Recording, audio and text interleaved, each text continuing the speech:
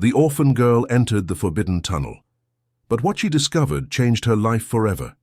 Emily Carter pressed her face against the foggy second-floor windowpane, watching the rain mercilessly lash the empty streets of Asheville. Her tears mingled with the droplets streaming down the outside of the glass, creating a distorted reflection of her own pain. The director of St. Anthony's Home had just announced that she would be transferred to another institution the following week, citing behavior problems she didn't even understand. It was in that moment of despair that Emily made the decision that would change her life forever. During the 5 years she had lived at the orphanage, she had heard countless times about the abandoned tunnel at the back of the property, a place all the staff strictly forbade the children from approaching. They said it was dangerous, that there was a risk of collapse, that curious children had gotten lost inside before. But none of that mattered to Emily anymore. If she was going to be sent away anyway, she would at least find out what was really in that mysterious place. The 12-year-old girl descended the wooden stairs that creaked under her bare feet, carefully avoiding the steps she knew made the most noise. Her simple clothes, a faded red t-shirt and a patched grey pair of shorts, were all she owned in the world. The orphanage slept in silence as she crossed the dark hallways, her heart beating so loudly she was sure it would wake someone. The back door was locked, but Emily knew every corner of that place. There was a ground-floor bathroom window that never closed completely, and through it she managed to squeeze outside. The icy rain hit her immediately, soaking her brown hair and making her body tremble. But she wouldn't turn back. Not now. The tunnel was about 200 yards from the main building, hidden behind a row of eucalyptus trees, swaying violently in the wind. As she approached, Emily could see the faded yellow signs fixed to rusty metal posts. Danger, no entry, and risk of collapse. A drawing of a skull inside a yellow triangle completed the threatening warnings. Her legs were shaking, but not just from the cold. A part of her mind screamed for her to go back, seek shelter in the warm bed of the dormitory, and forget this crazy idea. But a stronger voice whispered that she had nothing left to lose. If she was going to be rejected and sent away regardless, she would at least leave knowing the truth about the place that had so piqued her curiosity. The tunnel opened before her like a dark, menacing mouth. The concrete structure was covered in moss and had visible cracks in the walls. Puddles of water formed at the entrance, reflecting the little light that managed to penetrate the heavy clouds. Emily took a deep breath, smelling the dampness and wet earth emanating from within. She took her first step into the darkness, and that's when she heard it. At first she thought it was the wind or the echo of her own breathing, but no. There was something else, a low sound, almost imperceptible, coming from the depths of the tunnel. It sounded like a muffled cry. Emily froze. Her first instinct was to run, but the curiosity that had always been her defining trait spoke louder. There was someone in there, someone who might need help. She pulled out the broken cell phone she had found in the trash weeks ago and had managed to get partially working. The weak light from the screen illuminated only a few yards ahead, but it was enough to show that the tunnel stretched much farther than she had imagined. Her footsteps echoed hauntingly as she slowly moved forward. With every yard, the crying grew clearer. It wasn't a child. The sound was deeper, more desperate. It was the cry of an adult who had lost all hope. Dear listener, if you're enjoying the story, please take a moment to like and especially subscribe to the channel. It helps us a lot as we're just starting out. Now, continuing. The tunnel curved to the right after about 50 meters, and it was there that Emily found the source of the sounds. A middle-aged man was sitting on the soaked ground, his back against the concrete wall. His graying hair was disheveled, an unkempt beard covered a face marked by sorrow. Clothes that were once elegant were now dirty and torn. Around him, scattered on the floor, were personal items, wet photographs, some books damaged by the dampness, and an old leather suitcase. The man looked up, startled, when the cell phone light illuminated him. For a moment both were frozen, observing each other in silence. Emily could see the fear in his eyes, but also something deeper, a sadness so intense it made her own heart ache.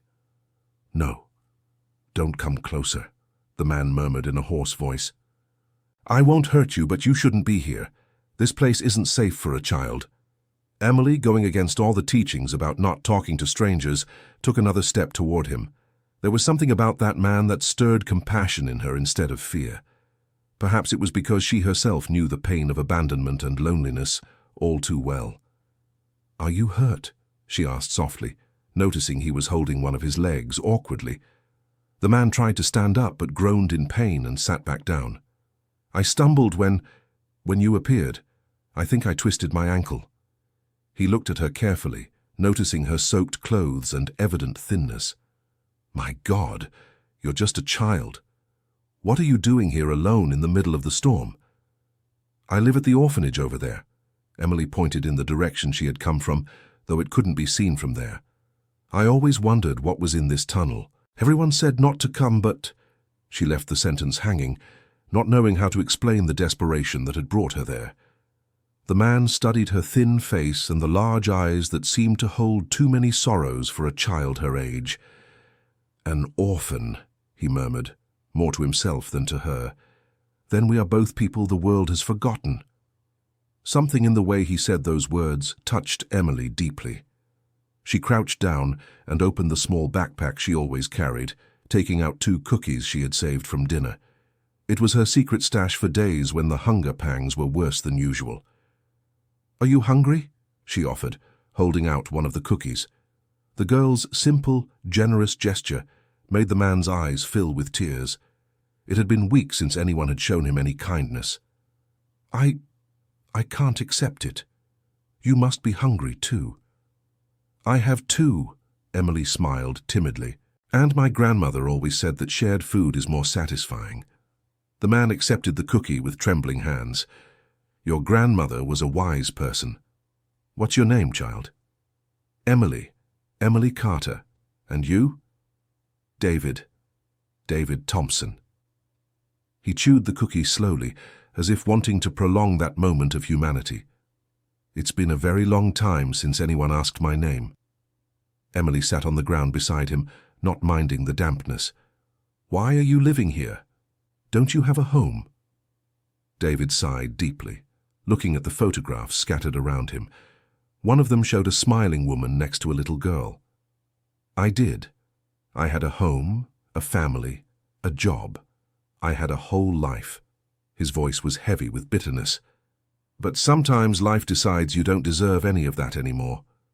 "What happened?" Emily asked with the innocent curiosity of a child, but also with the sensitivity of someone who knew loss. David hesitated for a moment, looking at this girl who had appeared like an angel in his darkest moment. Maybe it was the fact that she was also an orphan, or maybe it was simply the relief of finally having someone to talk to, but he felt the need to tell his story. "I was a teacher," he began, his voice taking on a nostalgic tone. "I taught mathematics at St. Joseph's Academy for 15 years. I loved my work. I loved teaching. I saw the spark in the children's eyes when they finally understood a difficult concept. It was my passion." Emily listened attentively, without interrupting. Something in the way he spoke about teaching caught her attention. 2 years ago, they discovered that a large sum of money had gone missing from the school's treasury. Money for field trips, for extracurricular activities, more than $50,000. David closed his eyes, as if the memory were too painful. "I was the coordinator responsible for organizing those activities. I had access to the safes, to the bank accounts. When the money disappeared, I was the first suspect." "But you didn't steal it, did you?" Emily asked innocently. "No, child. I would never steal a penny. But the evidence, someone made it look like it was me. Forged documents, bank transfers I never authorized, but that had my signature, or something that looked like my signature." The pain in his voice was palpable. "I tried to defend myself, but no one believed me. I was fired, reported. My name appeared in the local papers as the thief teacher." Emily felt her heart tighten. She knew well the feeling of not being believed, of being judged without a chance to defend herself. "And your family?" she asked softly. David picked up the wet photograph of his wife and daughter, running his finger gently over the smiling faces. "Jennifer, my wife, tried to support me at first, but the pressure was too much. The neighbors avoided us. She lost friends. Our daughter Rachel started getting bullied at school. The children called her the thief's daughter. Tears began to stream down his face. 3 months later, Jennifer told me she couldn't take it anymore. She took Rachel and went to live with her mother in another state. Said she needed to protect our daughter. And you didn't go after them? How could I? I had no job, no money, my reputation was destroyed. What kind of life could I offer them? David wiped his eyes with the dirty sleeve of his shirt. I tried to get another job, but the scandal followed me. No school wanted to hire the dishonest teacher. I lost the house when I couldn't pay the mortgage anymore. I stayed at a friend's house for a while, but even he started to distrust me. Emily was absorbed in the story, feeling as if she were living every painful moment of that man's life. Is that when you came here? Not immediately. I spent some time living on the street, sleeping in parks, eating when I could find sporadic work. But the shame was the worst of all. I knew a lot of people in the city, people who had respected me for years. Seeing the look of contempt and pity on their faces was more painful than the hunger. And how did you discover this tunnel? David smiled sadly. It was by chance. On an especially cold night, I was looking for a place to shelter from the rain. I saw this tunnel and thought it would just be temporary, but then I realized that here no one would bother me. No one would judge me. I could cry without anyone seeing. I could scream my anger without scaring anyone. It was the perfect place to die slowly. The way he said those last words frightened Emily. But you can't give up. You can still prove you're innocent. David looked at her tenderly. Child, it's been 2 years. The evidence against me is too strong. I don't have money to hire a lawyer. I don't have influential friends. I'm just another man that life broke and threw away. Emily was silent for a few moments, processing everything she had heard. Her childlike mind, yet matured by hardship, worked furiously. You said someone forged your signature. That means the real thief is still out there. Probably, but we'll never find out who it was. Why not? David sighed. Because I have no way to investigate. I have no resources, no credibility. Who would believe a homeless man accused of theft? Emily bit her lower lip, a habit she had when thinking intensely. What if someone helped you, someone small, who no one would suspect? David looked at her, surprised. What do you mean? I don't know yet, but what they did to you isn't fair, and I know what it's like to be accused of things I didn't do. Emily stood up with determination. I need to go back now before they notice I'm gone, but I'll come back tomorrow. No, child, it's dangerous if they find out you're coming here. No one will find out. I'm good at hiding. Emily started walking toward the exit, but stopped and turned around. Mr. David? Yes? Did you really like teaching? The man's face lit up for the first time. More than anything in the world. Then maybe you could teach me some things. I always wanted to learn, but at the orphanage they don't really care if we understand or not. Emily smiled timidly. It could be like a trade. I bring food and news, you teach me. How about it? David was moved by the proposal. It had been so long since he felt useful, since he had a purpose. I would like that very much. Then it's settled. Until tomorrow, Professor David. Emily ran off through the tunnel, leaving David alone once more. But for the first time in months, he didn't feel completely lost. There was a small light of hope shining in his heart, brought by an orphan girl who decided to believe in him when the whole world had given up. When Emily arrived back at the orphanage, she managed to get in through the same window without being detected. She lay down on her simple bed, her heart still pounding from the adventure. But it wasn't fear she felt. It was a strange sense of purpose. For the first time in her life, someone needed her, not as another mouth to feed or a problem to solve, but as a real friend. The next morning, Emily woke up earlier than usual. The orphanage followed its rigid routine: breakfast at 6:30, room cleaning until 8, basic lessons until lunch. But her thoughts were in the tunnel with David. During breakfast, she discreetly put 2 rolls and a banana in her skirt pocket. The orphanage director, Mrs. Barbara, was a 55-year-old woman who ran the institution with an iron fist. She believed strict discipline was the only way to prepare these children for the cruel world out there. She noticed Emily was quieter than normal, but attributed it to the transfer announcement made the day before. "Emily Carter," she called during the morning lessons. "Come here." Emily approached nervously. Mrs. Barbara examined her with a severe look. "You seem different today. Did something happen?" "No, ma'am. I'm fine." "Better be. Tomorrow I'll start the preparations for your transfer. St. Clair's Home is a more structured institution. Perhaps there you'll learn to behave properly." Emily lowered her head, pretending submission. But inside, a new determination was growing. If she had little time before the transfer, she needed to act quickly to help David. The rest of the morning passed slowly. Emily participated in the mechanical activities, her mind busy making plans. She needed to find out more about the theft case at the school. Perhaps she could find clues that would prove David's innocence. After lunch, during the rest period, she managed to escape again. This time the sun was shining between the clouds, making the walk to the tunnel less frightening. David was sitting in the same spot but seemed more alert. "Emily!" he exclaimed upon seeing her. "You really came back." "I promised I would." She handed him the bread and the banana. "How's your ankle?" "Better, thank you. Kid, I spent the whole night thinking about our conversation. I can't let you get involved in my problems. It's a very complicated situation for a child?" Emily interrupted him. "Everyone always says that I'm too young, that I don't understand. But I do understand. I understand what it's like to be wronged. I understand what it's like for no one to believe you." David studied her carefully. There was a maturity in her eyes that didn't match her age. "Tell me about yourself. How did you end up in the orphanage?" Emily sat down beside him, organizing the photographs that had scattered during the rain. "My parents were in a car accident when I was 7.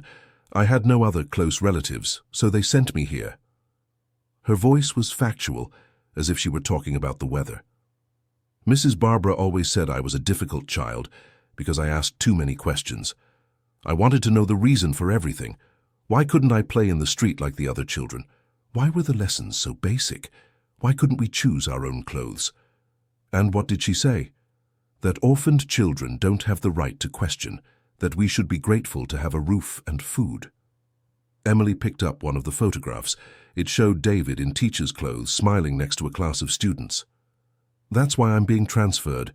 Mrs. Barbara got tired of my questions." David looked at the girl with growing admiration. She had the natural curiosity of a good student, something he had always valued in his pupils. "Emily, would you like to learn about mathematics, history, science?" The girl's eyes lit up. "I would love to. At the orphanage we only learn the basics, reading, writing, simple arithmetic. But I've always dreamed of understanding how things really work." David felt a spark of enthusiasm he had long lost. "Then let's begin. How about I teach you about logic? It's something that can help you solve problems, including my problem." For the next hour, David taught Emily about logical thinking using stones and twigs found in the tunnel. He explained how to organize information, how to make deductions, how to question evidence. Emily absorbed everything with a thirst for knowledge that moved the teacher. "Now," said David, "let's apply what you've learned to my case. What do we know for sure?" Emily organized the information as he had taught her. "We know that money disappeared from the school. We know that someone forged documents to blame you. We know the real thief is still free." "Very good. And what does that suggest to us?" Emily thought carefully. "That the real thief knew the school well. They knew how the accounts worked, knew your signature, had access to the documents." She stopped, processing her own words. "Mr. David, the thief worked at the school with you." "Exactly, but that proves nothing. There were dozens of staff." "But not everyone had access to the information needed to forge the documents, right?" David nodded, impressed by the girl's reasoning. "True. Only a few administrative staff had full access." "Then we have to find out who those people are and investigate them." "Emily, that's dangerous." "If the real culprit finds out we're investigating, he might try to harm us even more," Emily completed.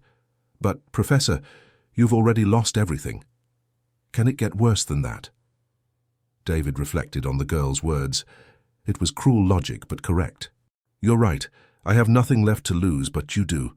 I can't let you risk yourself for my sake. What if I want to take the risk? It's my choice, isn't it? David smiled, recognizing the familiar determination of a good student. All right, but we do this together and very carefully. During the following days, Emily established a secret routine. Every afternoon, after the orphanage activities, she would meet David in the tunnel. He taught her different subjects: math, history, science, literature, while she brought food and news from the outside world. David discovered that Emily had exceptional intelligence. She grasped complex concepts quickly and made connections that surprised even him. It was as if all those years of unanswered questions at the orphanage had created an insatiable thirst for knowledge. Today we'll learn about scientific investigation, David said on a sunny afternoon. How to form hypotheses and test them. Will that help with our case?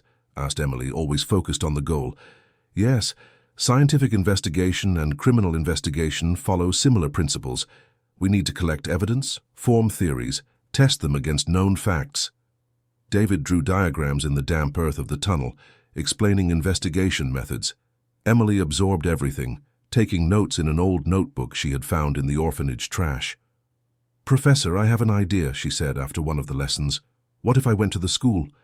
As a child, no one would suspect. I could observe, ask innocent questions, maybe discover something. David hesitated. The idea was clever, but risky. It would be very dangerous if they discovered your true intentions, but no one will discover. I'm just a curious orphan child. I can say I'm interested in studying there when I'm older. After much debate, David agreed to a careful plan. Emily would visit the school during operating hours, pretending to be interested in seeing the place. She would try to identify the staff who had access to the financial information and observe their behavior. The next day, Emily dressed in her least worn clothes and walked to St. Joseph's Academy. It was a respectable institution, with well-kept buildings and tended gardens. She approached the reception with her heart pounding. "Excuse me," she said to the secretary, a middle-aged woman with glasses. "I'd like to see the school. I live at the orphanage nearby and might be able to study here when I'm older." The secretary, Mrs. Linda, smiled kindly. "How sweet. Of course you can see it. Let me call someone to give you a tour." While waiting, Emily observed the environment carefully. She noticed a room with a sign that read Financial Administration and saw two staff members going in and out with papers. One was a nervous-looking man, constantly looking around.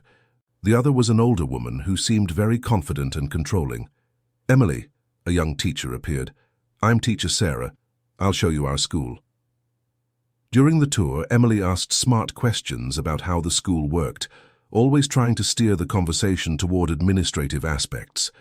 She discovered the nervous man was named Richard and had worked in the finance department for 3 years. The controlling woman was Mrs. Patricia, in charge of the treasury for over 10 years. "And that teacher who worked here before, Mr. David?" Emily asked casually. "I heard there were some problems." Teacher Sarah's face darkened. It was a very sad situation. David was an excellent teacher, very beloved by the students. When we discovered the theft, no one wanted to believe it, but the evidence was very clear. What kind of evidence? Documents with his signature authorizing transfers to a personal account, records of safe access at suspicious times.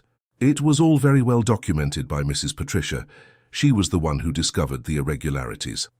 Emily made an important mental note. Mrs. Patricia had been responsible for documenting the evidence against David. That put her in a suspicious position. After the tour, Emily thanked them and left, but not before observing the behavior of the administration staff a little more. She noticed that Richard seemed especially nervous when Mrs. Patricia was around, as if he were afraid of her. That afternoon, she reported her observations to David. "Professor, I think we should investigate this Mrs. Patricia further. She had access to everything, and she was the one who discovered the evidence." "That doesn't prove anything, Emily. As the person responsible for the treasury, it was normal for her to discover irregularities. But it also put her in the perfect position to create false irregularities," Emily argued with sharp logic. David admitted the girl had a point. How can we investigate her without exposing ourselves? Emily thought for a moment. We need more information about her personal life. If she stole $50,000, she must have changed something in her lifestyle. During the following weeks, Emily developed a routine of discreet observation. She discovered where Mrs. Patricia lived and began frequenting the area, always with plausible excuses. She was looking for a lost kitten, selling candy to help the orphanage, or simply playing in the nearby park. Her observations revealed interesting information. Mrs. Patricia had bought a new car shortly after the scandal involving David. Her house had undergone expensive renovations. She frequented more expensive restaurants and wore noticeably more elegant clothes. Professor, a person who earns a public school employee's salary doesn't make such big changes in their life without an extra source of money, Emily reported during one of her visits. David was increasingly impressed with the girl's investigative skills. You're right, but we still need concrete proof. Changes in lifestyle could have other explanations. Then let's look for more direct evidence. Emily was determined. I need to get inside her house. Absolutely not, David was alarmed. That would be breaking and entering. It's far too dangerous. Not breaking in. I can create an excuse to visit. Say I'm selling something or asking for help. After much discussion, David agreed to a less risky plan. Emily would try to get close to Mrs. Patricia naturally, perhaps by offering simple services like washing cars or cleaning gardens. That way she could observe the inside of the house without raising suspicion. Dear listener, if you're enjoying the story, please take a moment to leave a like and especially subscribe to the channel. It helps us a lot as we're just starting out, now continuing. The following Saturday, Emily presented herself at the door of Mrs. Patricia's house wearing her humblest clothes and carrying a bucket and some rags. Excuse me, ma'am, my name is Emily. I live at St. Anthony's Home. I'm offering cleaning services to help buy school supplies. Mrs. Patricia, a severe-looking woman in her 50s, looked the girl up and down. St. Anthony's Home, I know it. How much do you charge to wash my car? $10, ma'am. I do a very thorough job. All right, but I want it done properly. While washing the new car, a sedan that cost at least $40,000, Emily discreetly observed the house. It was an upper-middle-class residence, recently renovated, with expensive furniture visible through the windows. It was definitely not the standard of living for a common public servant. During the job, she struck up a casual conversation with Mrs. Patricia, who was supervising closely. What do you do for work? She asked innocently. I'm in charge of the treasury at St. Joseph's Academy. It's a very important and delicate job. You must be paid well, then. Mrs. Patricia hesitated for a moment. The salary is fair, but I also make some investments. I have other sources of income. Emily made a mental note. Mrs. Patricia was being vague about her finances, a possible sign she had something to hide. My house went through a recent renovation, Mrs. Patricia continued, perhaps feeling the need to justify the prosperous appearance. My late husband left a life insurance policy. I'm sorry for your loss, Emily said sincerely. When did he pass away? Again, Mrs. Patricia hesitated. About 2 years ago. Emily noted that this timing coincided exactly with the period of the theft at the school, another suspicious piece of the puzzle. When she finished washing the car, Emily received the $10 and politely said goodbye, but not before observing that Mrs. Patricia seemed nervous and relieved to see her leave. That afternoon she reported her findings to David. Professor, the dates match. Her husband passed away right at the time of the theft, and she was very nervous when I asked about money. David reflected on the information. It's suspicious, but it's still not proof. We need to verify if there really was an insurance policy. How can we do that? Public records, notary offices, but that would require a more formal investigation, which I can't conduct alone, Emily thought intensely. What if we looked for help? Someone who could investigate officially? Who would believe me, believe us? Maybe someone who has also been wronged, someone who understands what it's like to be falsely accused. David looked at her curiously. Do you have someone specific in mind? Not yet, but I'll find out. Over the following days, Emily expanded her observations. She began to frequent other places in the city, always attentive to conversations and situations. Her strategy was simple: look for people who had suffered injustices or who worked with legal matters. It was on a Thursday morning, while selling candy downtown to justify her presence, that she overheard an interesting conversation. Two businessmen were discussing a young lawyer who had recently started working in the city.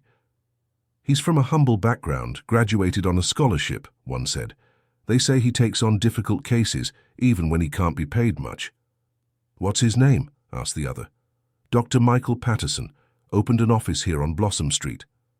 Emily memorized the name and address. Perhaps this lawyer could help David, but first she needed to know more about him. That afternoon she went to Blossom Street and located the office. It was small and simple, with a modest sign: Michael Patterson, attorney at law. Through the window she could see a young man, about 30 years old, working alone at a desk covered in papers. Emily entered timidly. "Excuse me, doctor?" The lawyer looked up. He was a kind-looking man with glasses and messy hair.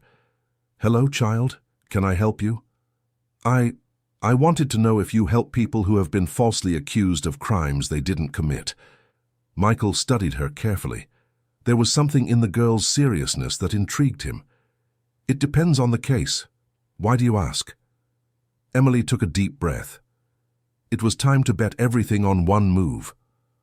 "I know an innocent man who was accused of theft. He lost everything: family, job, dignity.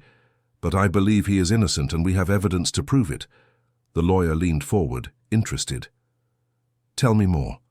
Emily told David's story carefully, omitting only the fact that he was living in the tunnel. She presented the evidence they had collected about Mrs. Patricia and her observations about changes in her lifestyle. Michael listened attentively, asking insightful questions.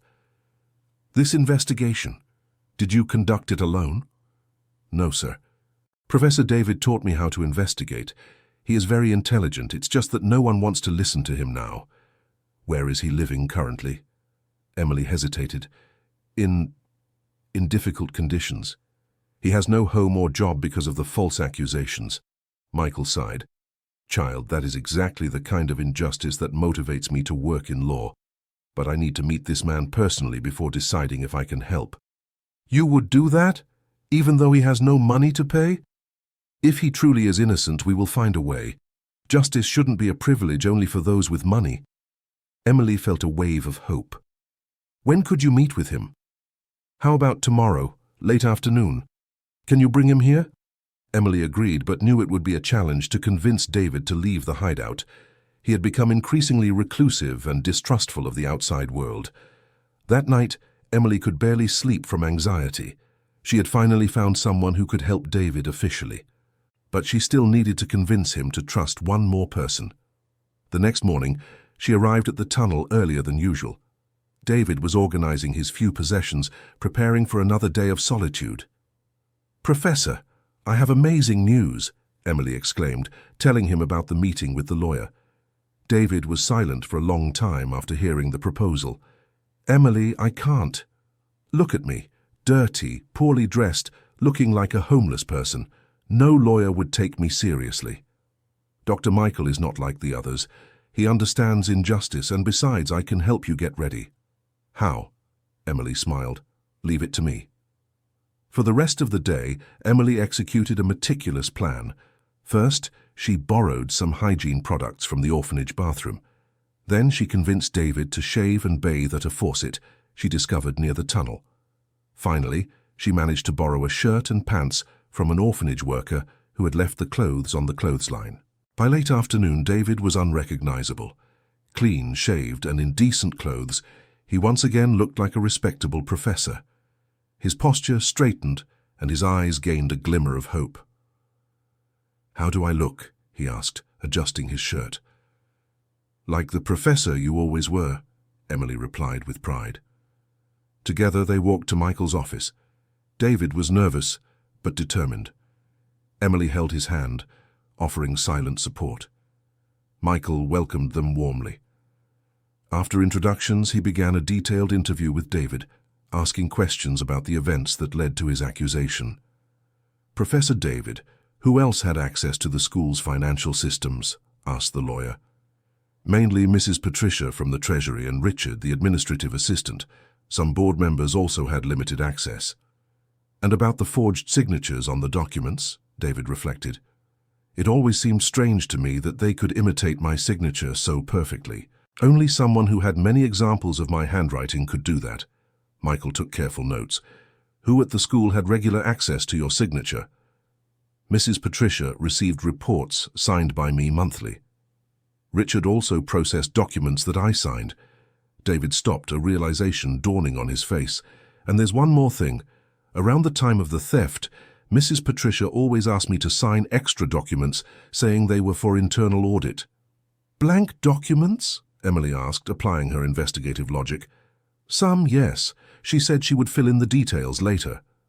Michael and Emily exchanged meaningful glances. Professor, this is very important. Those blank signatures could have been used to create the forged documents. After 2 hours of interviewing, Michael was convinced of David's innocence. I'll take the case, he announced, but we need more solid evidence before filing a lawsuit. What kind of evidence? David asked. We need to prove that Mrs.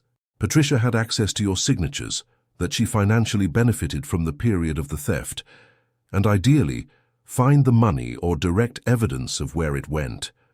Emily grew excited. Dr. Michael, we already discovered her lifestyle improved dramatically around the time of the theft. New car, renovated house. That's a start. But she could claim it was an inheritance or her husband's life insurance. We need to verify those claims. During the following weeks, Michael began an official investigation.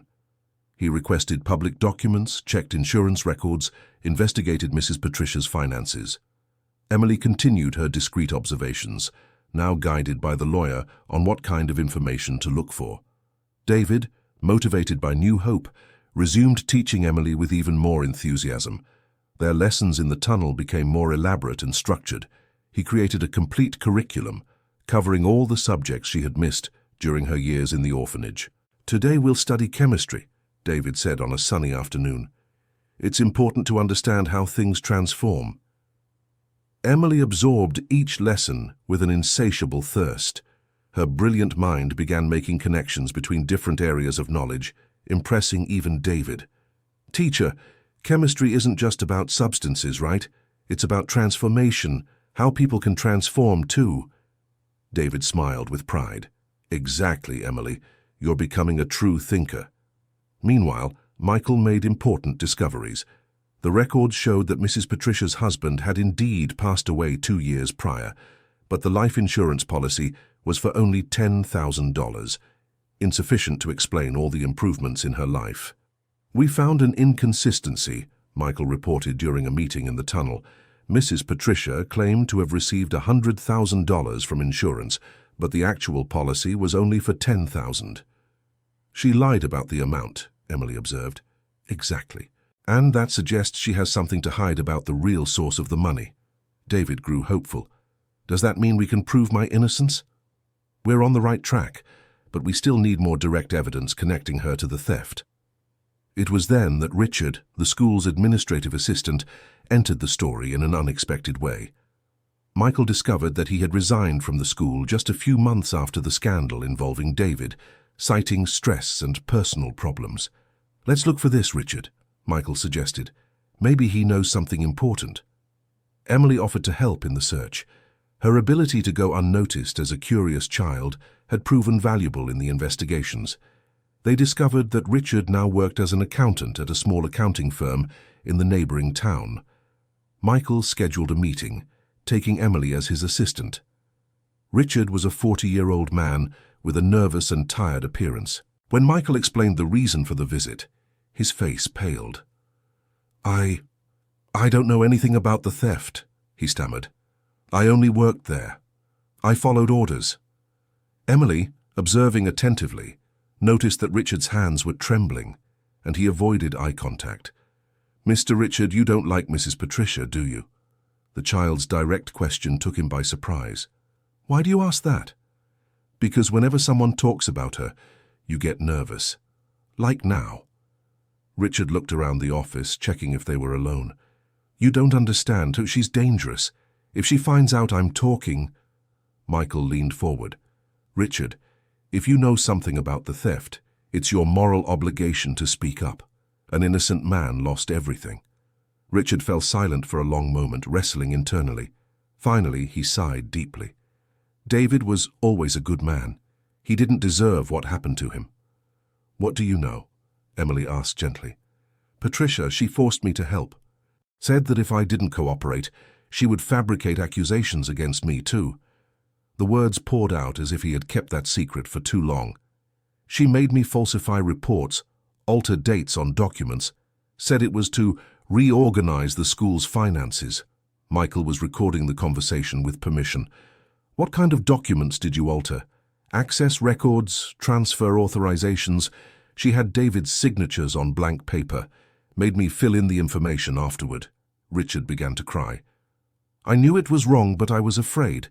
I have a family, young children. I couldn't lose my job." Emily felt pity for him, but also anger. "Why didn't you tell the truth when David was accused?" "Because Patricia threatened to incriminate me too, said I was an accomplice, and that no one would believe my word against hers. She had been respected at the school for years." Michael asked more detailed questions, obtaining specific information about how the scheme worked. Richard revealed that Mrs. Patricia had created a fake bank account in David's name and transferred the stolen money there, then quickly moved it to other accounts. "Where is the money now?" Michael asked. "I don't know exactly, but I know she bought apartments to rent in neighboring towns, turned the stolen money into real estate assets." With Richard's testimony recorded and documented, Michael finally had solid evidence to clear David's name. But first, they needed to prepare for a legal battle against Mrs. Patricia. "Richard, are you willing to testify officially?" Michael asked.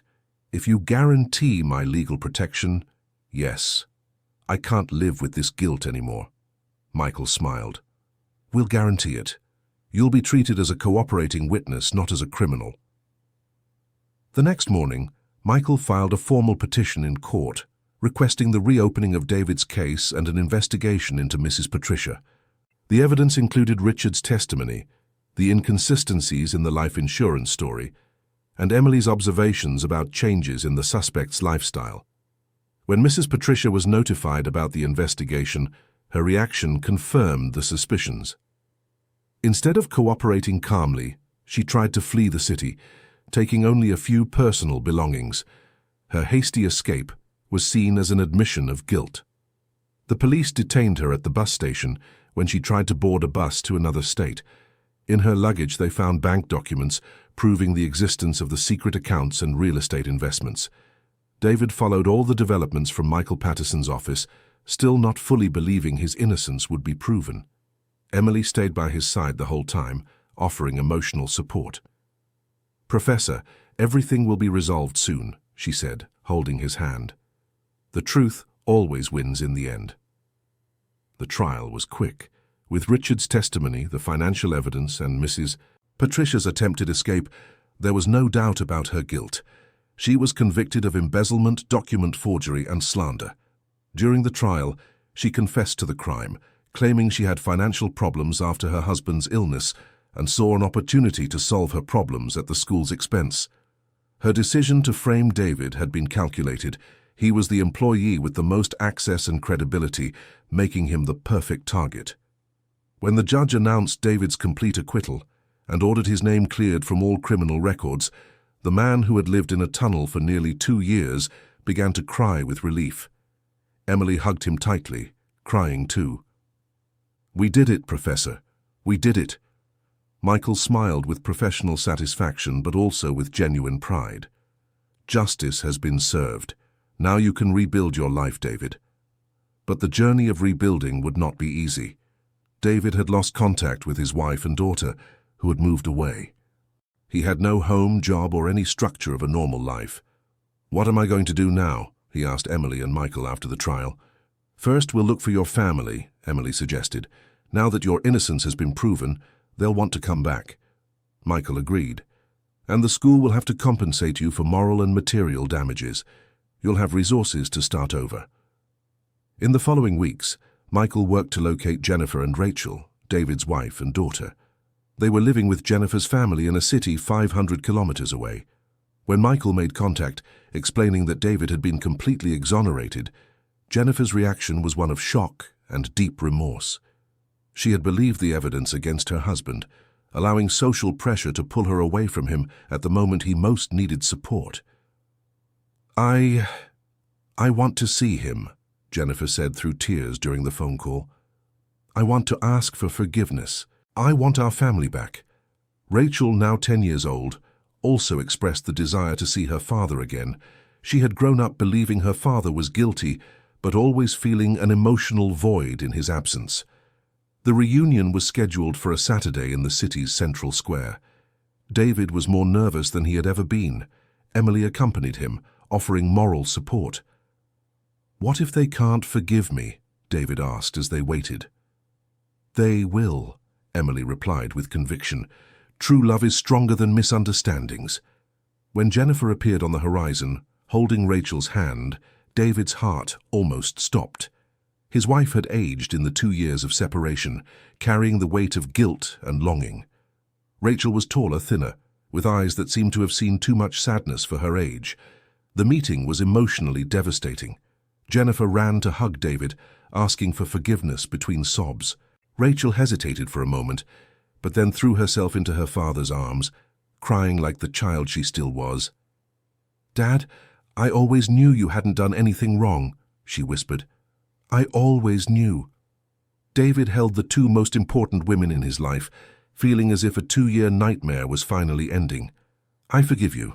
I understand why you doubted. The evidence seemed so real." Emily watched the scene from a distance, feeling joy for the reunited family, but also a pang of sadness. Soon David would return to his normal life, and she would return to the orphanage to await her transfer. After the initial reunion, the family began the delicate process of rebuilding. There was much dialogue, much forgiveness, many tears of joy and sadness mixed together. David, Jennifer, and Rachel were discovering how to be a family again after so much time and so much pain. During this process, David did not forget Emily. He visited the tunnel every day to teach her, even now that his life was getting back on track. "Emily, you saved my life," he said during one of their lessons. "Not only did you prove my innocence, but you gave me hope when I had lost everything." "You saved mine too," Emily replied. "You taught me that I can learn anything, that I can be more than what everyone says orphans can be." It was at that moment that David made a decision that surprised even himself. "Emily, what if you came to live with us? Jennifer and I have talked, and we would like to adopt you." Emily fell silent, processing the proposal. On one hand, it was everything she had ever dreamed of, a real family that loved and valued her. On the other, she was afraid it was just temporary gratitude. "Are you sure? Not just because I helped you?" David smiled. "It's because you've become part of our family. Jennifer wants to get to know you better, and Rachel is excited to have an older sister. You taught us about courage, determination, and unconditional love. We want to give back by offering you what you've always deserved, a real home." Dear listener, if you're enjoying the story, please take a moment to like and especially subscribe to the channel. It really helps us who are just starting out. Now continuing, Emily met Jennifer a few days later. She was a woman in her 40s, with brown hair showing premature grey strands and kind eyes that carried the weight of guilt for the lost years. She hugged Emily with maternal tenderness. "David told me all about you," Jennifer said. "How brave you were, how you cared for him when everyone else had given up. I want you to know our gratitude is eternal. But we don't want to adopt you out of gratitude," she added quickly, seeing the hesitation in Emily's eyes. "We want to because you're already part of our family. David talks about you like he talks about Rachel, with a father's love." Rachel, initially shy, was quickly enchanted by Emily. "Do you want to see my drawings?" she offered, showing notebooks filled with colorful illustrations. "Daddy said you're really smart and that you can teach me things." The transition wasn't simple. Mrs. Barbara, the orphanage director, created bureaucratic obstacles, claiming David didn't have stable conditions for adoption. She was irritated at losing one of her children to a family she didn't consider suitable. An ex-convict can't raise a child, she argued, deliberately ignoring the fact that David had been completely exonerated. Michael had to legally intervene once again.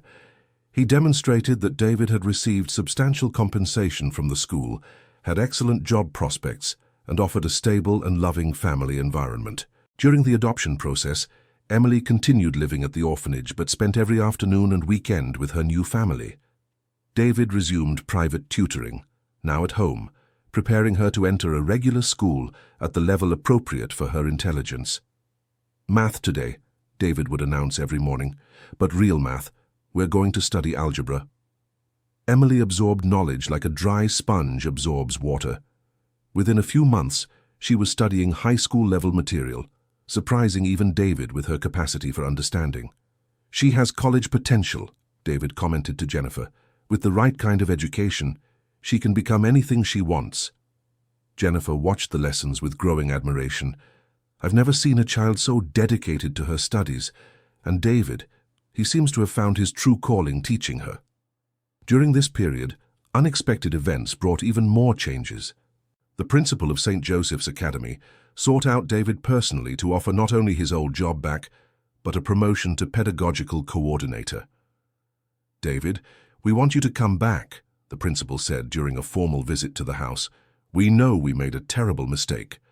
We want to make peace and offer you a position where you can implement innovative teaching methods." David considered the proposal carefully. "I accept, but on one condition. I want to create a special program for children with high academic potential who come from disadvantaged backgrounds. I want students like Emily to have the same opportunities as children from privileged families." The principal readily agreed. The story of the investigation had spread through the town, transforming David into a respected and admired figure.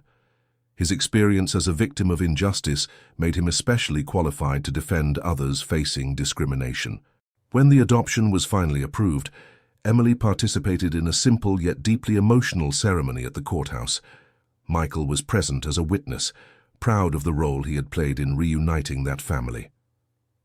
"Emily Carter Thompson," announced the judge, "you are now officially part of this family." Emily held the hands of David and Jennifer, feeling for the first time in her life that she truly belonged somewhere. Rachel applauded enthusiastically, happy to finally have the older sister she had always wanted. That night, in her new home, a modest but cozy apartment the family had rented with the compensation, Emily looked around her own room for the first time. It had a real bed, a desk for studying, shelves for books. It was a dream come true. David appeared at the door. "How are you feeling?" "Like I'm dreaming," Emily replied. "I'm afraid I'll wake up and find none of this is real." "It is real, and you deserve all of this and more." David sat on the edge of the bed. "Emily, I want you to know you didn't just save my life. You taught me about courage, about not giving up even when everything seems lost. You are my hero." Emily smiled, feeling tears of joy. "And you taught me that I can learn anything, that I can dream beyond the limitations others place on me." In the following months, the family flourished. David implemented his special program at the school, identifying and nurturing talented children from disadvantaged backgrounds. Emily became his first assistant, helping to evaluate new candidates with her unique perspective. "This girl reminds me of you," David said to Emily during one of the selections. "See how her eyes shine when we explain complex concepts." Emily observed the candidate, a street girl who demonstrated exceptional aptitude for science. "She's hungry for knowledge. Can we help her?" "Of course we can. That's what we're here for."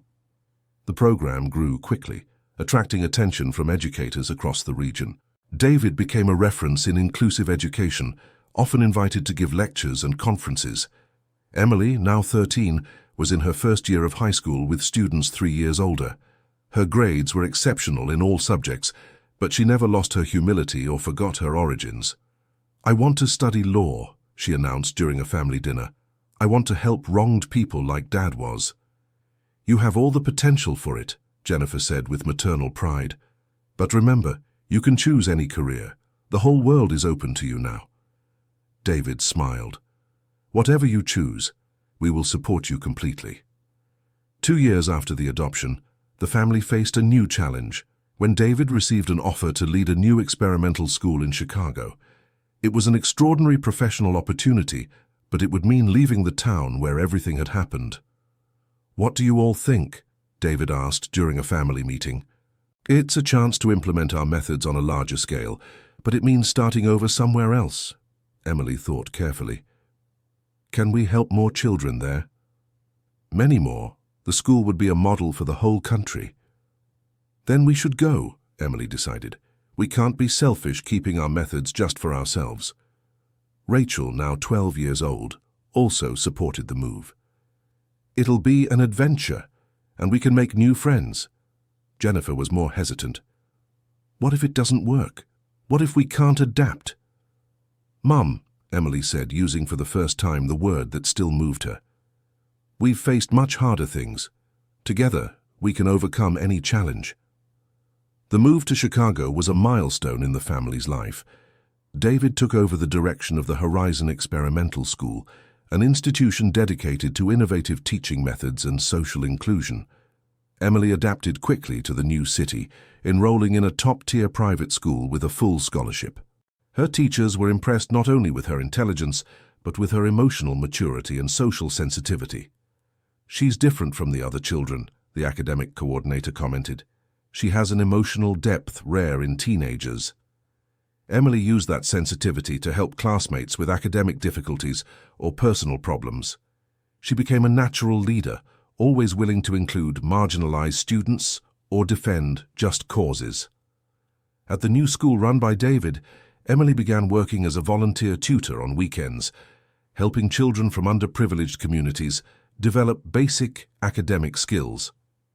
"She has a natural talent for teaching," David observed. "She can connect with these children in a way few adults can." "It's because she understands," Jennifer explained. "She knows what it's like to be discarded and ignored." David's work at the new school gained national attention. His methodology for identifying and developing academic potential in disadvantaged children began to be replicated in other cities. "Professor David," a journalist said during an interview, "what motivated you to develop these methods?" David looked at Emily, who was helping a child with math across the room. "A brave girl taught me that intelligence has no social class. That potential exists everywhere. We just need to know how to look for it and nurture it." Emily, hearing the conversation, smiled proudly. Her own journey from a rejected orphan to an adopted daughter and exceptional student had inspired changes in the education of hundreds of other children. At 16, Emily was already in her junior year of high school and preparing for law school entrance exams. Her grades were perfect, but more importantly, she had developed a genuine passion for social justice. "I want to work with children's rights," she explained during presentations about her future plans. "Many orphaned and underprivileged children don't know they have rights. I want to be their voice." David and Jennifer watched these presentations with tears of pride in their eyes. The girl they had found crying in the tunnel was now a confident and articulate young woman, destined to make a difference in the world. "Sometimes it seems impossible that all this started with a lost child entering a forbidden tunnel," Jennifer commented. "It wasn't a coincidence," David responded. "Emily always had that courage and determination. She just needed an opportunity to show it." Rachel, now a teenager, also flourished in the new family configuration. Inspired by her adoptive sister and father, she developed an interest in psychology, wanting to help traumatized children. "You taught me that family isn't about blood," Rachel said to Emily during an intimate sisterly conversation. "It's about choosing to love and support each other." The family thrived in every aspect. David became a national reference in inclusive education. Jennifer returned to studying, taking pedagogy courses so she could work with her husband. Rachel developed her own passions and talents, and Emily grew up to become an extraordinary young woman ready to change the world. On a December evening, 5 years after the first meeting in the tunnel, the family decided to visit the place where it had all begun. The tunnel was still there, now with the danger signs removed and a small commemorative plaque installed by the city. "This is the place where our true family was born," David said, hugging Emily. "And where I learned that sometimes we have to enter the darkness to find the light," Emily replied, looking at the tunnel that had changed everything. The plaque simply said, "In memory that courage and compassion can transform any situation, no matter how hopeless it may seem." Emily was now 17, about to enter university with a full scholarship to study law. Her story had inspired a book that David wrote about innovative educational methods. The book's royalties were entirely dedicated to a scholarship fund for orphaned children. "Dad, do you think I'll ever be able to help as many people as you helped?" Emily asked during a walk through the city. David smiled. "Daughter, you already have.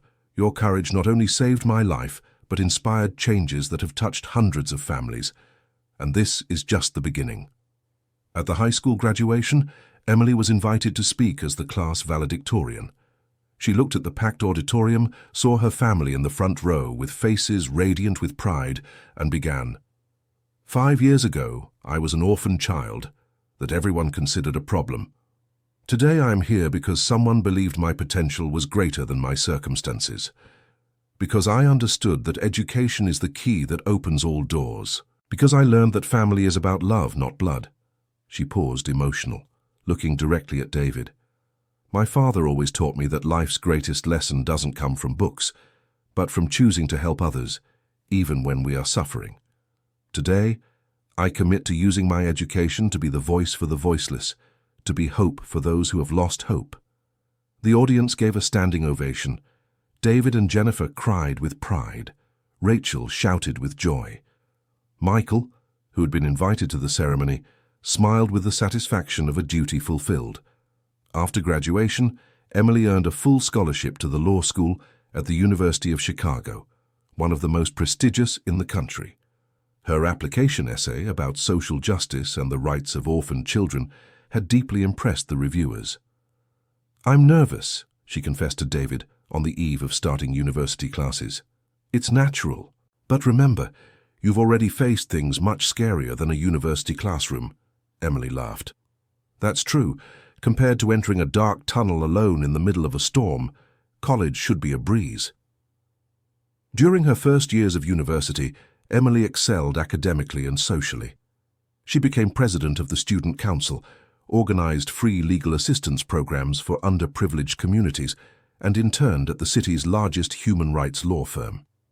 At the same time, she maintained her volunteer work at David's school, now as an officially registered teaching assistant.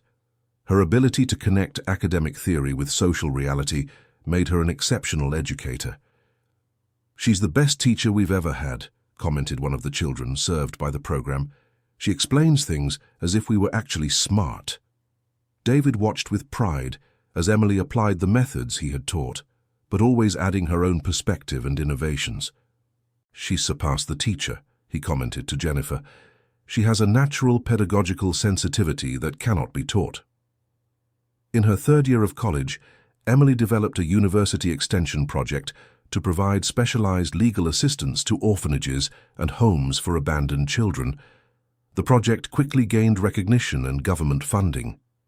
"Many institutionalized children don't know they have rights," Emily would explain during project presentations. "My goal is to ensure they all have access to justice, regardless of their family situation." The project grew to include other states, with Emily coordinating a network of volunteer law students who regularly visited orphanages.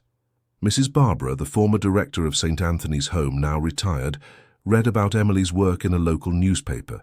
She was shocked to discover that the problem child she had tried to transfer had become a respected lawyer working for children's rights. She sought Emily out for a conversation she had postponed for years. "Emily, I want to apologize. I didn't recognize your potential when I should have. I was unfair to you." Emily received the apology with grace. "Mrs. Barbara, everyone makes mistakes. What's important is to learn from them. Your experience taught me to have empathy for children who are misunderstood. How can you forgive me after how I treated you? Because holding a grudge wouldn't change the past, and because your treatment made me more determined to be different when it was my turn to help children." The conversation inspired Mrs. Barbara to volunteer for Emily's project, bringing her administrative experience to benefit the cause she now embraced. During her 4th year of college, Emily received an offer to intern at the Superior Court of Justice in Washington. It was a unique opportunity, but it would mean temporarily leaving her work in Chicago. "Should I accept?" she asked her family during a dinner. "It's a once-in-a-lifetime chance to learn at the highest level of the American judiciary," David advised. "Think of how much knowledge you can gain to apply later in your projects," Jennifer agreed. "And Washington isn't so far. We can visit regularly." Rachel, now studying psychology, gave the final argument. "Sis, you always taught me not to be afraid of new challenges. This is your own lesson coming back to you." Emily accepted the internship and temporarily moved to Washington. At the court, she worked directly with justices on cases involving child and adolescent rights. Her unique perspective, based on personal experience, brought valuable insights to important legal decisions. "This young woman has a practical understanding of children's rights that few experienced lawyers possess," commented one of the justices. "Her contributions have been exceptional." During the internship, Emily worked on a landmark case regarding the right of orphan children to a quality education. Her research and legal arguments helped establish a legal precedent that would benefit thousands of institutionalized children across the country. "This is the kind of impact I always dreamed of making," Emily wrote in a letter to David. "I'm literally changing laws to protect children like I was." When she returned to Chicago to finish college, Emily already had job offers from several prestigious firms, but her choice surprised everyone. "I'm going to open my own practice," she announced, "specializing in children's rights, with free services for low-income families and orphans." "But you could earn so much more at a big firm," Jennifer worried. "Money isn't my measure of success," Emily explained. "Social impact is. I don't want any child to go through what I went through without having someone to defend them." David smiled, recognizing in her the same values that had always guided his own career. "I'm proud of the woman you've become." The law school graduation was a memorable event. Emily graduated with the highest academic honors and received the award for Best Student in Human Rights. Her commencement speech was broadcast nationally and inspired a new generation of students to pursue careers with social impact. "The true measure of a life well lived is not what we accumulate, but what we contribute," Emily said during the speech. "Each of us has the power to make a difference in someone's life. Sometimes it just takes the courage to understand that our own pain can be transformed into purpose." After graduation, Emily kept her promise and opened the Emily Carter Institute, Children and Adolescent Rights. The institute offered free legal assistance, rights education, and mentorship programs for at-risk youth. David collaborated with the institute, developing complementary educational programs. Jennifer became the administrative coordinator. Rachel contributed her knowledge of child psychology. The entire family was involved in the mission of transforming lives. "Look at what we built together," Emily said during the institute's inauguration, looking around the modern facilities funded by donations and partnerships. "No, look at what you built," David corrected. "We just supported your vision." Michael, now a respected senior attorney, accepted the invitation to be the institute's legal advisor. "It's a privilege to be part of this continuation of the story we began years ago," he said during the ceremony. The institute grew quickly. Within 2 years, it was serving over 500 children annually and had inspired the creation of similar institutes in other cities. Emily became a national reference in children's rights, often invited for lectures and government consultations. At 25, Emily received the National Human Rights Award for her pioneering work. During the award ceremony in Washington, she looked into the audience and saw her family in the front row: David, Jennifer, Rachel, and also Michael. "This award is not mine," she said during her acceptance speech. "It belongs to every child who found the strength to dream beyond their circumstances. It belongs to every person who chose to help when they could have ignored. It belongs to every family that opened their arms to welcome love, no matter its origin." After the ceremony, the family visited the tunnel in Asheville again. Now there was a small community school built near the site, part of an educational project inspired by Emily and David's story. 20 years ago, this place represented hopelessness, Emily reflected, looking at the tunnel that still stood as a memorial. Today, it represents transformation, and it still represents new beginnings, David added, pointing to the children playing in the schoolyard. Each of these children has unlimited potential, just like you did. Rachel, now a psychologist specializing in childhood trauma, worked at the new school. It's amazing how one courageous decision can create waves of change that spread for decades.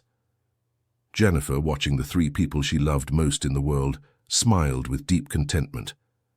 Our family was always a miracle, but to see how it keeps growing to include all these other lives, that's something I never imagined. That night, Emily wrote in her diary, a habit she had kept since adolescence. Today I completed a circle. I returned to the place where it all began, but not as the desperate orphan child I was.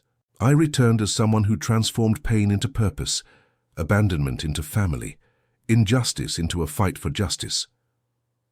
The tunnel is still there, no longer a symbol of forbidden places, but a reminder that sometimes we must walk through darkness to find our light. In the following years, Emily expanded her institute to other countries in Latin America. Her methodology of combining legal assistance with education and emotional support became an international model for child rights protection. At 30, she married a fellow lawyer who shared her passion for social justice. Together, they adopted 2 orphaned siblings, continuing the cycle of love and protection that had begun with her own adoption. Now I completely understand how Dad and Mom felt when they adopted me, Emily confessed to David during a visit. The love we feel for our adopted children is as intense as any biological love. David smiled, watching Emily with her children. You always knew how to love unconditionally. It was one of the things that most impressed me about you as a child. Emily's story inspired a documentary film that won international awards. During the premiere, the whole family was present, including Richard, the former employee who had testified against Mrs. Patricia and now worked as an accountant for the Institute. Who could have imagined that that terrible night in the tunnel would lead to all this? Richard commented during the reception after the film. Life has an interesting way of turning our worst moments into our greatest growth, Emily replied. The important thing is not to give up during the hard part. Mrs. Patricia, who had served her sentence and now worked as a volunteer in criminal rehabilitation programs, watched the documentary in the prison where she gave talks on responsibility and redemption.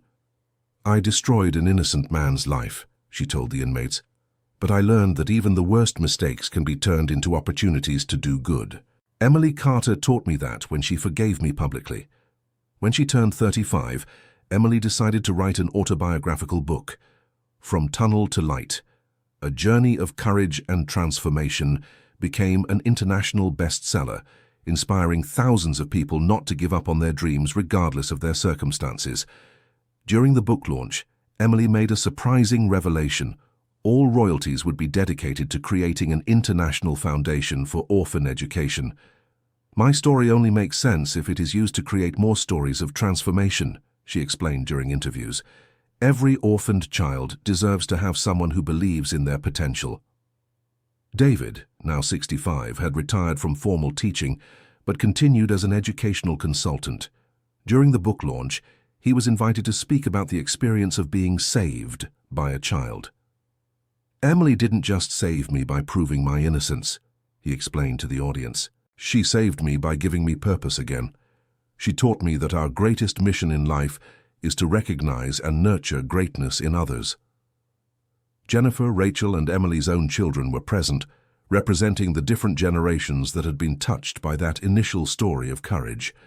Aunt Emily always teaches us that family is about choosing to care, said one of Emily's adopted children during a children's interview that moved the audience. The book was translated into 20 languages and adapted as teaching material in schools around the world. The story of an orphaned child who would not accept injustice became a universal symbol that age, social origin, or circumstances do not limit our ability to make a difference. At 40, Emily was invited to speak at the United Nations on children's rights. Her speech was considered one of the most impactful in the organization's history. Every abandoned, neglected, or orphaned child carries within them unlimited potential, she told the delegates from nearly 200 countries. Our collective responsibility is to ensure that no child is discarded or forgotten, that every one of them has the opportunity to discover and develop their unique talents. After the speech, delegates from various countries sought out Emily to establish partnerships and implement programs based on her methodology in their territories. David and Jennifer, now proud grandparents to Emily and Rachel's children, watched the speech via live stream from Chicago. "Our daughter is changing the world," Jennifer whispered to David, with tears in her eyes. "She was always capable of this," David replied. "Since that first night in the tunnel, I knew she was special." The Emily Carter Foundation for Orphan Education was now active in 40 countries, having helped over 10,000 children access quality education and find loving adoptive families. On a Sunday afternoon, 45 years after that fateful night in the tunnel, Emily took her own grandchildren to visit the memorial that had been built on the site. The original tunnel was preserved, but it was now surrounded by a vibrant educational complex. "Grandma, tell the story again," asked her 8-year-old granddaughter, who had inherited the same insatiable curiosity that had characterized Emily. "Once upon a time, there was a little girl who lived in an orphanage and always asked lots of questions," Emily began, sitting on the bench under the tree that had been planted in front of the tunnel. "One day she became so eager to discover what was in a forbidden place that she decided to go in even though she knew it was dangerous." David, now 85, sat beside her, smiling as he heard the story told once more. Jennifer, also elderly but still vibrant, held her husband's hand, looking at the family they had built together. Rachel, a mother of 3 and director of a children's mental health center, recorded the moment on her phone. Michael, retired but still active as a volunteer, was present with his own family. His children had also become lawyers dedicated to social justice, inspired by Emily's story. "And what did the little girl find in the tunnel?" asked another grandchild. "She found her family," Emily answered, looking around at all the loved ones gathered. "But more importantly, she discovered that when we have the courage to help others, we ourselves are transformed." The children listened attentively, absorbing the lesson without fully grasping its depth. "Grandma, when I grow up, I want to help orphaned children too," declared the eldest granddaughter. Emily smiled, recognizing in the child the same determination she had felt decades ago. "Then you already understand life's most important secret. Our true happiness comes from making a difference in the lives of others." As the sun began to set, the family slowly walked back to the cars. Emily took one last look at the tunnel where it had all begun. "Thank you," she whispered silently to the place that had changed everything. David came up beside her. "What are you thanking it for?" "For giving me the courage to enter the darkness. Without that moment of desperation that brought me here, none of this would have happened. Emily, you always had that courage. The tunnel just provided the opportunity for it to show itself." As they walked, Emily reflected on the extraordinary journey that had begun with an orphan child, disobeying rules on a stormy night. Now, decades later, thousands of children around the world had better opportunities because of the courage she had found that night. The story had become a legend, told in schools, orphanages, and international conferences, as an example of how one person can transform not only their own life, but the lives of countless others. But for Emily, the most important lesson remained the same one she had learned at age 12. Sometimes we must have the courage to enter places others consider forbidden to discover truths that can change everything. End of story. Now tell us what you thought of this story and where you are listening from. If you have something to share with us, leave it in the comments with sincere words. Do you believe Emily made the right decisions throughout her journey? We look forward to reading your opinion, and thank you very much for your company during this exciting story.